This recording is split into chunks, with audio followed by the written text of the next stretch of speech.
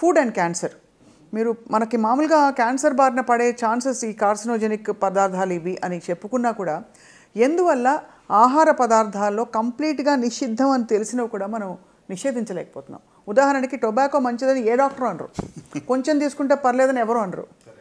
ఎందుకు సార్ దాని పట్ల ఒక క్లిష్టమైన నిర్ణయం తీసుకోలేకపోతున్నాం? What you feel is the impact of all these foods?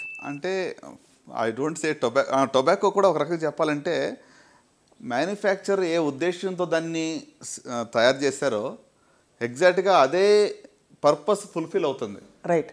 అంటే మ్యానుఫ్యాక్చర్ కూడా తెలుసు అండి, మోర్ దాన్ 3000 కార్సినోజన్స్ ఉంటాయి. అందులో అట్లీస్ట్ 50 నోన్ టాక్సిక్ కెమికల్స్ ఉన్నాయి which are proven beyond doubt. ఇప్పుడు మీరు అన్నట్టుగా ఎందుకు దీన్ని మనం ఆపలేకపోతున్నాం? సో అంటే it requires lot of political will and it's beyond, అంటే మన ఎఫర్ట్తోనే ఇది అవుతుందని అనుకోను. అంటే ఇప్పుడు ఏమవుతుంది, వాళ్ళ ఎంప్లాయ్మెంట్ గురించి ఆలోచిస్తారు. ఇప్పుడు బీడీ వర్కర్స్ గురించి కానీ ఆలోచిస్తే so many people will be unemployed, లేకుంటే వాళ్ళకి ఇక డైలీ వేజెస్ పోతున్నాయి, రకరకాల యూనియన్స్ వస్తాయి. So government has got so many other pressures. Of course tobacco lobby గురించి మీకు తెలియదు ఏముంది. అవును. అంటే మీరు ఇప్పుడు సిగరెట్ ప్యాక్ మీద మీరు ఆ యొక్క బొమ్మ పెద్దగా వేసినంత మాత్రాన భయపడి ఆపేస్తారా అంటే I don't think it's working అండి. అంటే ఫియర్తో మనం కంట్రోల్ చేయలేం. కరెక్ట్. అంటే we need that strong will. ఒక ప్రభుత్వాలు ఒక స్ట్రాంగ్ డిసిషన్ తీసుకుని దీన్ని ఆపగలగాలి. సో మీరు చెప్పండి సార్, ఇవాళ టొబాకో ప్రోడక్ట్స్ వల్ల, టొబాకో వల్ల ఎంత హాని జరుగుతుంది? టొబాకో వల్ల ఓవరాల్గా మరి క్యాన్సర్ సంబంధించి మనం చూసినట్లయితే ఒక 40% వరకు క్యాన్సర్స్ ఒక్క టొబాకో నుంచి మనం నియంత్రించవచ్చు. అబ్బా. సో అంటే ఒక single product which is sold exactly as the manufacture intended and it causes the damage. అంటే దీన్ని ఒక్కదాని వల్లనే మనం 40% నంబర్స్ తగ్గించవచ్చు. సో బేసికలీ అంటే మనం దాన్ని చలామణి అవ్వనివ్వడం అంటే we're actually letting people decide whether they want to die or not. అంతే కదా? అంటే చాలా ఓపెన్గా చెప్తే బండగా. ఎందుకంటే సార్ క్యాన్సర్ ఒకటే కాకుండా ఎన్ని రకరకాల జబ్బులు వ్యాధులు వస్తాయి క్యాన్సర్ టొబాకో వల్ల అని తెలిసిన విషయం. So when you say tobacco, మీరు సిగరెట్లు, ఇంకా పొగాకు తినే పాన్ మసాలాలు లాంటివి, ఇంకా పచ్చిగా టొబాకో చాలామంది తింటారు పాన్లో వాటిలో, ఇంకా కాకుండా ఇంకేముంటాయి సార్ సోర్సెస్? అంటే డిఫరెంట్ వేస్. ఇప్పుడు ఇక పాన్ మసాలా కానీ పాన్ పరాగ్స్ కానీ నోట్లో వాళ్ళు ఓవర్ నైట్ ఇక మరి చూస్ చేసి ఓవర్ నైట్ నోట్లో పెట్టుకుని పడుకుంటారు చాలామంది, స్లోగా అది రిలీజ్ అయ్యి వాళ్ళకి ఒక కిక్ ఇస్తుందని చెప్పి. సో ఈ యొక్క టొబాకో ప్రోడక్ట్స్ ఒక్కటి వల్లనే చూయింగ్ ఆర్ మన ఐ థింక్ ఒక్క స్టెప్లో ఒక 40% మనం గెయిన్ పొందవచ్చు. సో మన డిస్కషన్ని కొంచెం ప్రేక్షకులకి బాగా అందించడానికి సార్, ఫుడ్స్లో కంప్లీట్గా నిషిద్ధం, పాక్షికంగా నిషిద్ధం, అండ్ మూడోది బహుశా మన చేతిలో లేని, ఉదాహరణకి ఫర్టిలైజర్ అవశేషాలు లేక టాక్సిక్ కెమికల్స్కి ఫ్రూట్స్ అండ్ వెజిటబుల్స్ ఎక్స్పోజ్ అవ్వడం లాంటివి పెట్టుకుని మాట్లాడదాం sir, for us to understand. ఈ నిషిద్ధం అనే కేటగిరీలో మీరు టొబాకో పెడుతున్నారు, ఆల్కహాల్ కూడా ఇంచుమించు అదే కేటగిరీకి వస్తుంది కదా సార్, కంప్లీట్లీ బ్యాండ్, అస్సలు మంచిది కాదు. ఇక రెండో కేటగిరీ మంచిది కాదని మనకు తెలుసు, ఫాస్ట్ ఫుడ్, తర్వాత బాగా high carbohydrate, high sugar foods, junk food, colas, ఇవన్నీ కూడా. సో వీటి గురించి చెప్పండి సార్, ఎంత తీవ్రమైన ప్రభావం? డెఫినెట్గా రండి. ఇప్పుడు ఆయిలీ ఫుడ్ ఇక అంటే హై క్యాలరీ, ఇప్పుడు చాలామందికి తెలిసి ఉంటుంది కార్బోహైడ్రేట్స్ ఎక్కువ ఉంటే అసలు కొంతమంది క్యాన్సర్ వస్తే షుగర్ కార్బోహైడ్రేట్ తీసుకోవడం మొత్తం మానేస్తున్నారు. అంటే it's again not true, because బాడీలో కార్బోహైడ్రేట్ ఎలాగా ప్రొడ్యూస్ అవుతుంది, గ్లూకోజ్ వస్తుంది, కానీ మనం హై గ్లూకోజ్ కంటెంట్ తినకూడదు. So sugar consumption should be reduced. అంత మాత్రం కాకుండా మరి ఈ యొక్క హై క్యాలరీలో ఉన్నటువంటి యొక్క ఏమంటారు కోలాస్ కానివ్వండి, అంత మాత్రం కాకుండా ఇంకా చూసినట్లయితే మరి fried foods, red meat consumption leads to colon cancer in significant way అండి. సో అంత మాత్రం కాకుండా ప్రాసెస్డ్ ఫుడ్ అనమాట. సో అంటే ఇవి మనం తగ్గించినట్లయితే ఖచ్చితంగా రిస్క్ అనేది తగ్గుతుంది. కానీ వీటిని ఎంత మోతాదులో పర్వాలేదు తీసుకోవచ్చు, చూసి చూడనట్టు ఊరుకోవచ్చు అని ఏమన్నా మనకు మెజర్స్ ఉంటాయా సార్? మన శరీరం చెప్పే కథలే వినాలా? ఎగ్జాక్ట్ మెజర్మెంట్ లేదు, కానీ అమెరికాలో ఈ మధ్యన ఏం చేశారంటే మీకు ఒక plate food they made a new formula. ఏంటంటే 2/3, 1/3.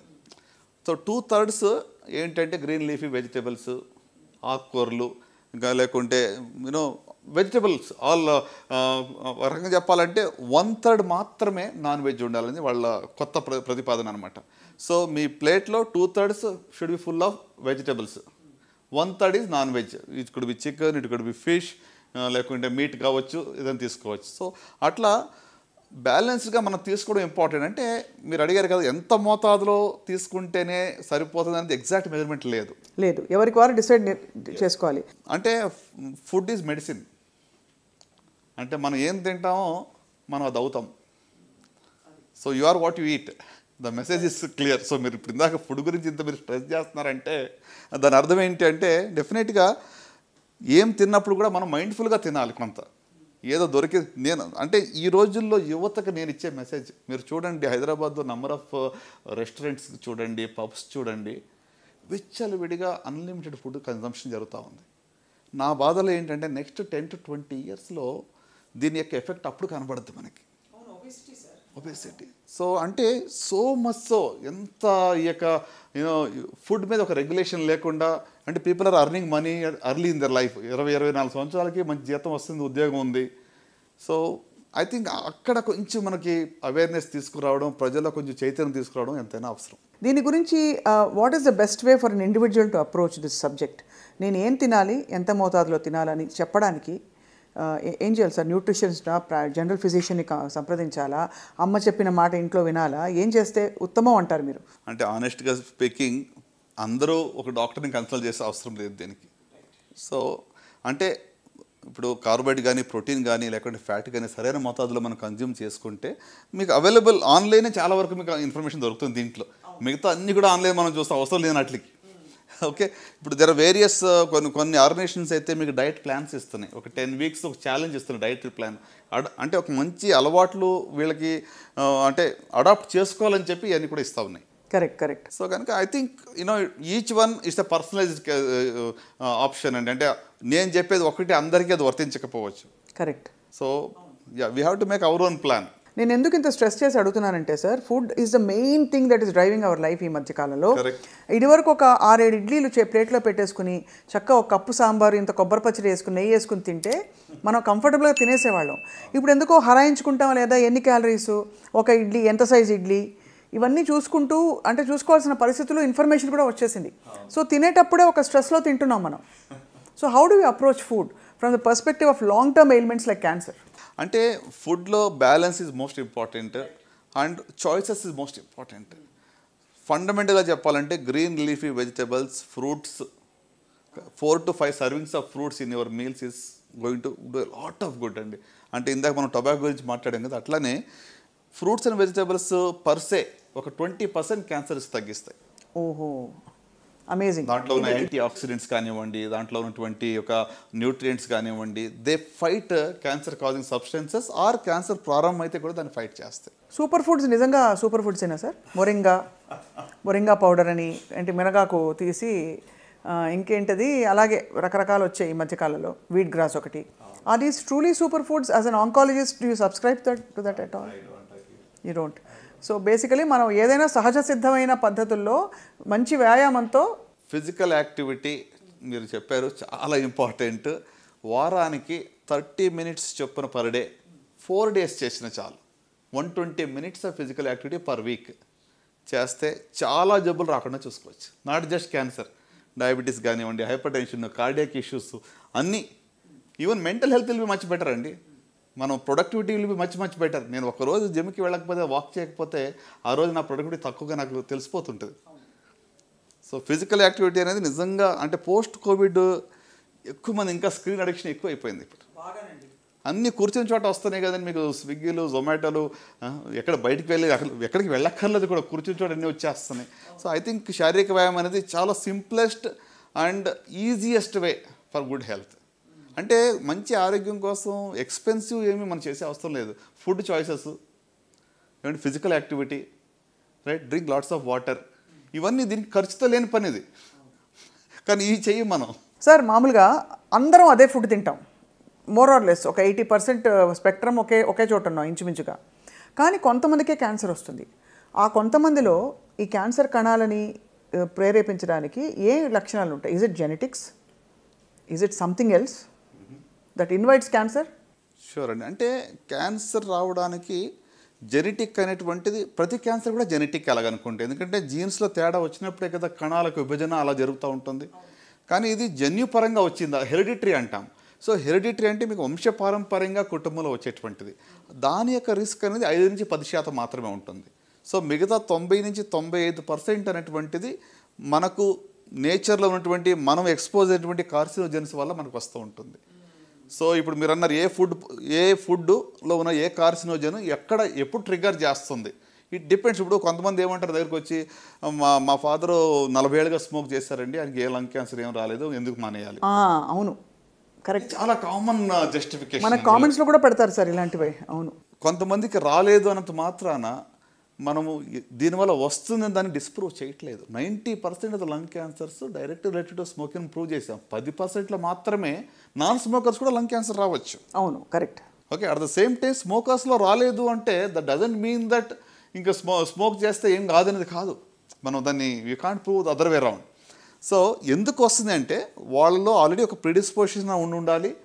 Over a period of time ఈ కార్సినోజెన్స్ రెగ్యులర్గా ట్రిగ్గర్ చేస్తాయి, క్యాటలిస్ట్గా పనిచేస్తాయి. ఈ కణాల యొక్క జెనెటిక్ చేంజ్ అంటే ఇప్పుడు ట్యూమర్ సప్రెసర్ జీన్ అని ఉంటుంది. అంటే ఒక కణాల విభజన జరగకుండా ఉండేటువంటి ఒక జీన్ ఉంటుంది, దాన్ని ఆల్టర్ చేస్తాయి. ఆల్టర్ చేసినప్పుడు అది సప్రెసింగ్ బదులు కీప్ డివైడింగ్ అంటుంది. అంటే ట్రాఫిక్ సిగ్నల్స్ ఫెయిల్యూర్ అయినట్టు అనుకోండి. Instead of green it says red. Okay, 2 చోట్ల 3 చోట్ల సిగ్నల్స్ రెడ్ అయినాయి అనుకోండి, ట్రాఫిక్ అంతా వచ్చి జామ్ అయిపోతుంది ఒకే చోట. సో ఒక లంప్ ఫార్మ్ అవుతుంది. So it's a failure of signalling system. మన కణాల్లో ఉన్న సిగ్నల్స్ కణాల విభజన జరగాల వద్దా, ఆగు అనే దానికి బదులు వెళ్ళు అని చెప్తా ఉంది. So it keeps on dividing అని. సో అంటే ఇది it's triggered by various carcinogens, అంటే ఈ యొక్క క్యాన్సర్ కాజింగ్ సబ్స్టెన్సెస్, దానివల్ల జరుగుతూ ఉంటుంది. సార్, ఆటో ఇమ్యూన్ కండిషన్స్కి క్యాన్సర్కి ఏమైనా సంబంధం ఉందా? ఆటో ఇమ్యూన్ దాంట్లో కూడా కొంతవరకు ఇమ్యూనిటీ అనేటువంటిది మరి తక్కువగా ఉండటం వల్ల రిస్క్ ఆఫ్ క్యాన్సర్ అనేది పెరుగుతుంది. ఆటో ఇమ్యూన్ కండిషన్స్ ఉన్నవాళ్ళు. Right. And my final question with foods and cancer sir, మన చేతుల్లో లేనివి కొన్ని ఉంటాయి. పెస్టిసైడ్స్ బాగా వాడేయడం, టాక్సిన్స్, మనకి ఈ మధ్య కాలంలో కొన్ని దేశాల్లో మసాలాల్లో కూడా ఎన్నో కార్సినోజెన్స్ బయటపడ్డాయని చెప్పి బ్యాన్ చేస్తారు. ఇప్పుడు ఇవన్నీ సర్వసాధారణంగా అమ్మ చేతి ఇంటి వంటే కదా, దీనిలో కూడా ప్రాబ్లం ఉంటే ఇక ఎక్కడ పోవాలని తలపట్టుకుంటున్నారు. సో ఏం చేయాలి సార్, ఎంత సీరియస్గా తీసుకోవాలి ఇవి? ఒకటండి, మన చేతిలో ఉన్నది మనం చేయగలం. Prevent the preventable. ఇక ప్రతిదాన్ని కూడా కొలత వేసి రోజు క్యాన్సర్ వస్తుందని భయంతోనే మనం జీవించాల్సిన అవసరం అస్సలేం లేదు. I think we have to live our life in a joyful way. So కనుక నేనేమంటానంటే consumption of lots of fruits and vegetables, balanced diet, physical activity, consumption of more water, okay, ఇవి ఫండమెంటల్గా మనం తీసుకున్నట్లయితే మరి ఎంత మోతాదులో తీసుకోవాలని క్వశ్చన్ వస్తుంది. See somebody said like this, there is nothing like poison, it all depends on dose. అంటే ఏది కూడా పాయిజన్ అని మనం చెప్పలేము, డోస్ బట్టి ఉంటుంది. For example mercury in a small dose can be poison. So కాబట్టి కొన్ని విషయాల్లో ఎంత అనేటువంటిది డోస్ మీద మనం అన్లిమిటెడ్గా రెడ్ మీట్ కన్జంప్షన్ చేస్తున్నాం, అన్లిమిటెడ్గా you are taking fatty diet, you're taking more calories, becoming obese, more risk. So కనుక ఆ బ్యాలెన్స్ అనేది we have to define and we have to adapt అని అంటాను. సో ఈ ఇథైలిన్ ఆక్సైడ్ తర్వాత ఇలాంటివన్నీ కూడా పెద్దగా అంటే చూడండి, ఇప్పుడు ఇథిలిన్ ఆక్సైడ్ గురించి మీరు అడిగారు, కరెక్టే. సో దీనివల్ల ఏంటంటే ఒక 50 టైమ్స్ లేకపోతే 100 టైమ్స్ ఎక్కువ మోతాదులో అది ఉంది than the permissible whatever limits అని చెప్తూ ఉన్నారు. సో డెఫినెట్గా ethylene oxide is a carcinogen, there is no doubt. కానీ మరి ప్రతి ఫుడ్ మీరు తీసుకునేటప్పుడు మీరు మెజర్ చేయలేరు కదా. How can a common man take it? I think దీనికి ఏంటంటే మనకి లెజిస్లేషన్, మన వాట్ ఎవర్ రెగ్యులేటరీ బాడీస్ ఉన్నాయో they have to be more stringent. అవి పీరియడ్గా చెక్ చేసి వాళ్ళు అట్లీస్ట్ మనకు అష్యూర్ చేసి ఫుడ్ మనకి ఇస్తే మనం తీసుకోగలం. కానీ మనం we cannot measure whether ethylene oxide is there or not. So as much as possible నేచర్కి దగ్గరగా బ్రతకడం అండ్ సమతుల్యమైన జీవనశైలి, ముఖ్యంగా బాగా వ్యాయామం చేయడం, ఏదో విధమైన ఫిజికల్ యాక్టివిటీ అవసరమని సూచిస్తున్నారు sir. It's very very enlightening sir. అంటే చాలా reassuring also in many ways doctor Chinnababu గారు.